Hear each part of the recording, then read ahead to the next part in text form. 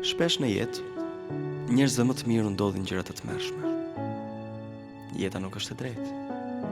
Mund të të pikëllojë në zemër. Dhe nëse ti po kalon një nga ato ditë të errta, është çdo gjë në rregull. Po, çdo gjë në rregull. Nuk është gabim të njohësh errësirën. Kur sfidat e problemet vinë njëra pas tjetrës dhe të duket sikur diçka po më përndjek, diçka po më sulmon, diçka po sulmon udhëtimin tim, nxjerr një mësim në të gjithë këtë. Ti do rritesh duke kaluar ato që duhet të kalosh. Pyetja është, a do e kesh kurajën të kalosh përmes këtyre problemeve? Kur gjërat e këqija të ndodhin, çfarë do të bësh? Do e lësh këtë situatë të tmerrshme të ndikojë në mënyrën se si ndihesh? Do të dorëzohesh dhe ta presësh i shkatërruar? Apo do e përballosh këtë problem me kurajë dhe vendosmëri? Tashmë ti e njeh errësirën, kështu që mblidhe veten, ngrije kokën lart, përballe atë.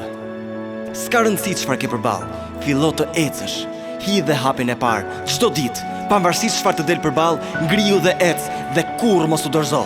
Dhe kujto që edhe në kohët kur je i shkatëruar, kur je i zhytur në errësirë, pavarësisht sa keq mund të bëhen gjërat, kujto të mos tërhiqesh, kujto të mos ndalosh, kujto të mos hezitosh, kujto të hedhësh njërin këmbë përpara, ta hedhësh atë hap, të ecësh. Ne do të dalim në betejë dhe në betejë do të fitojmë. Dhe nëse jo betejën, nëse jo luftën, ne do të fitojmë shpirtin tonë, duke mos u dorëzuar kurrë. Dhe ajo është fitoria e përfundimtare. Ta mbash kokën lart dhe edhe përballë humbjeve të pashmangshme të qëndrosh dhe të luftosh. Kjo është të fitosh. Mos e lejo veten të tërhiqesh. Unë po të them se ka gjithmonë një përgjigje. Nuk ka rëndësi se sa thellë mund të jesh zhytur në errësirë. Ka gjithmonë një rrugë për të dalë nga aty. Duhet vetëm të vazhdosh të ecësh.